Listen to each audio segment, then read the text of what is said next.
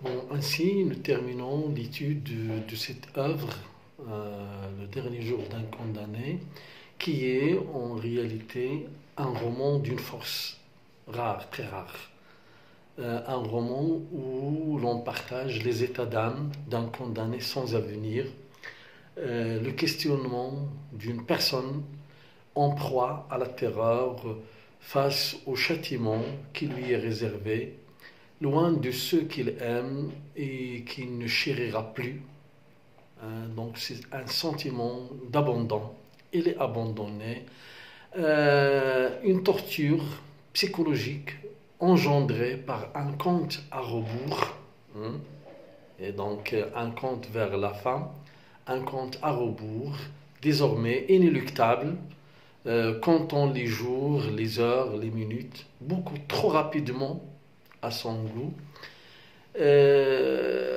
Parfois, il se posait cette question, pourrait-il arrêter le temps?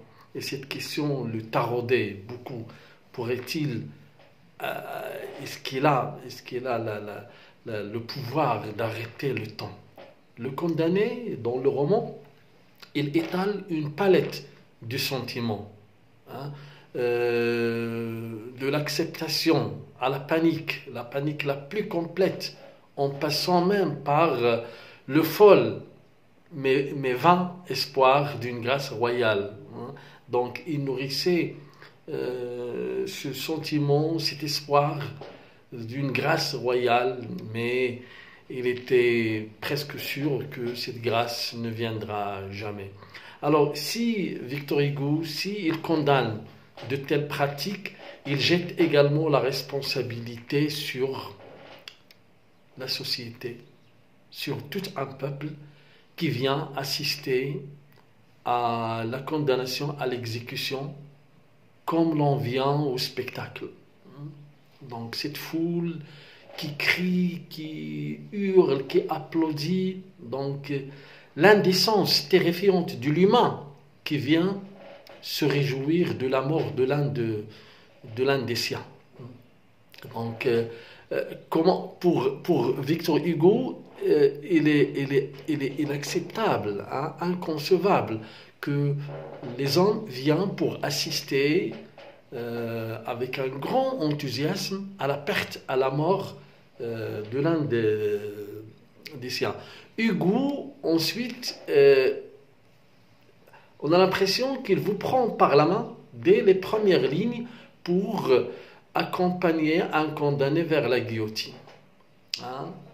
Depuis le premier jour, pendant 6 semaines, les dernières semaines de la vie de cet homme, dernières semaines de cette vie qui est tantôt longue, tantôt courte. Des moments qui seront parfois teintés d'espoir, parfois de cris et de douleur, avec un emphase, avec pathos, avec souffrance. Victor Hugo, le grand poète, ne fait ressentir l'horreur de la sanction. Au fil des heures, le condamné qui imagine son horrible fin et livre ses pensées torturées et nous inspire de la pitié, hein, avec cette manière de raconter, cette manière de peindre ses sentiments. Il suscite notre pitié, il nous inspire de la pitié, parce que, comme il lui dit lui-même, il n'est pire souffrance que les tourments physiques. Hein? Alors, imaginez un supplice et ce vampire, je parle de tourments, pardon, psychiques, hein, parce qu'il n'est pire souffrance que les tourments psychiques. Hein. Donc, un supplice qui est en réalité pire que le tourment, que la douleur physique. D'ailleurs, il l'a dit lui-même, il a dit qu'est-ce que la douleur physique devant la douleur psychique. Alors, pour donner une forme, regardez là aussi l'intelligence de Victor Hugo, c'est l'intelligence bien sûr qui va en pair avec son objectif. Il a cherché à donner une forme d'universalité à son plaidoyer.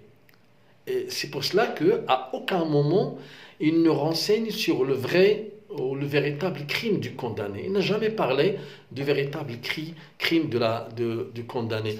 Il s'agit de parler de la souffrance de tout homme qui se trouvent devant ces juges afin de les inciter à être plus cléments, à être plus humanistes pour qu'ils renoncent à la peine capitale.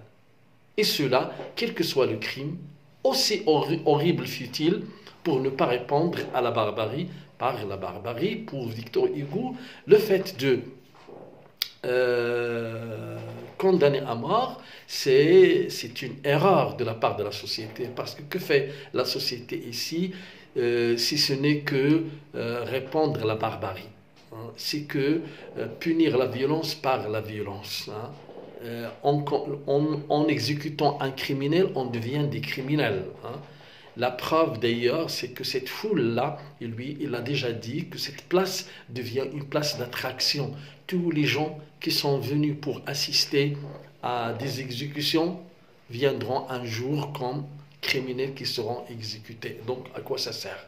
Où est la théorie de l'exemple dont ceux qui sont pour la peine de mort ne cessent de répéter? C'est-à-dire, il n'est pas efficace. Donc, ce roman, comme vous voyez, c'est un roman considéré comme une forte plaidoirie contre la peine de mort, dans lequel le grand écrivain, penseur, philosophe et poète, le grand écrivain des Misérables, montre à quel point la société est barbare, la société est sans sentiment, la société manque de clémence, alors qu'il est responsable de ces crimes, de ces délits qu'on trouve dans la société.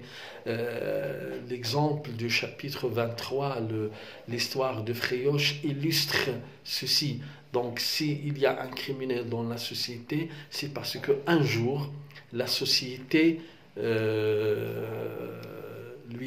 l'a privé, plutôt, il l'a privé de certaines choses et il l'a mis sur le chemin de la criminalité. Donc, s'il y a un responsable, c'est la société. Donc, on doit assumer, c'est comme si Victor Hugo disait qu'on doit assumer notre responsabilité et on doit jouer notre rôle dans la société, hein. Et la première chose qu'il faut faire, c'est pour lui, c'est mettre fin, c'est abolir ce châtiment tellement cruel, ce châtiment tellement barbare, tellement violent, qu'il ne sied pas à l'humanité, hein. L'humanité ne doit pas être tellement barbare. Donc voilà, donc ce roman, on le clôt ainsi, et notre jugement, ça reste suspendu à tout un chacun de dire ce qu'il en pense.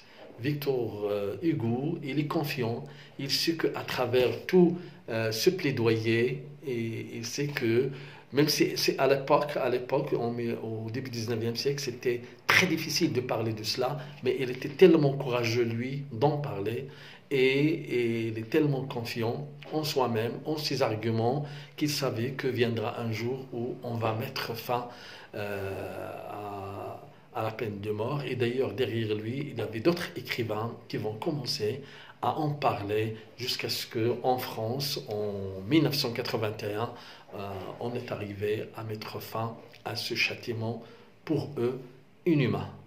Voilà donc pour ce roman, nous y mettons fin. Merci.